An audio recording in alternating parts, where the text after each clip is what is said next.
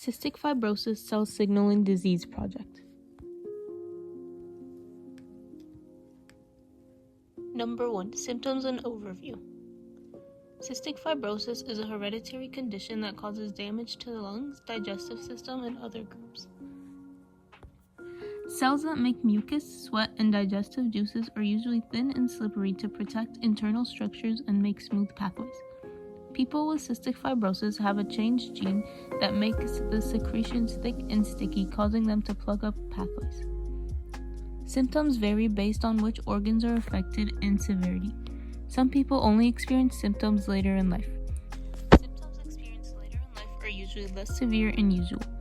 Mucus clogging up tubes in the respiratory system can cause persistent coughing up mucus, wheezing, limited ability to do physical activity, repeated lung infection, repeated sinus infection, and irritated nasal passage.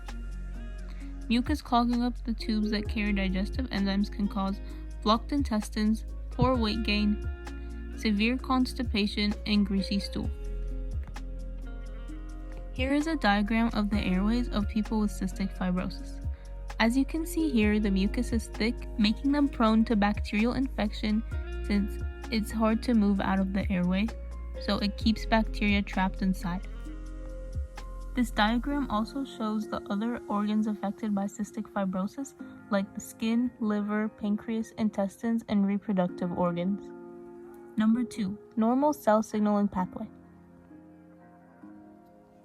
A signal like a hormone or a neurotransmitter binds to a G protein coupled receptor on the epithelial cell. This activates the GS protein, which stimulates adenylyl cyclase. Adenylyl cyclase converts ATP to cyclic AMP, which is a second messenger in this transduction pathway. CAMP activates protein kinase A.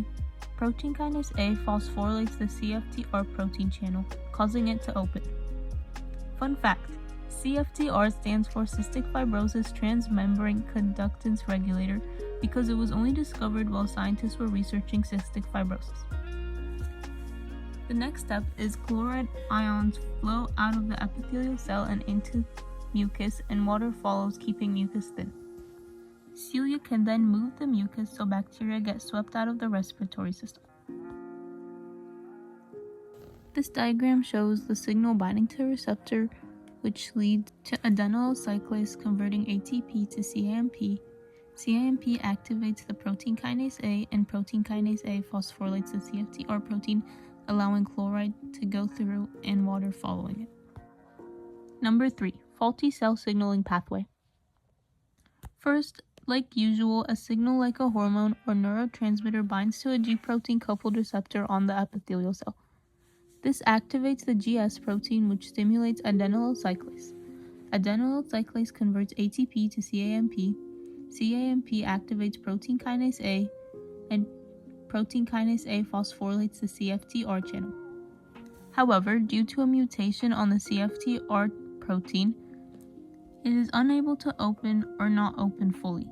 There are over 2,000 types of CFTR mutations, and they can affect its function in many different ways. Some examples of how they affect the function is no protein gets made, so there's no gate. Protein gets made but never reaches the surface. The CFTR channel cannot reach the membrane. Or proteins reach the membrane but cannot let ions through.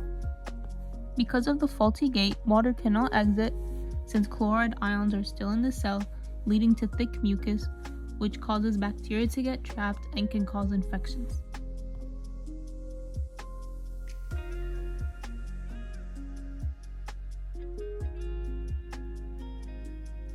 Number 4. Current direction of research.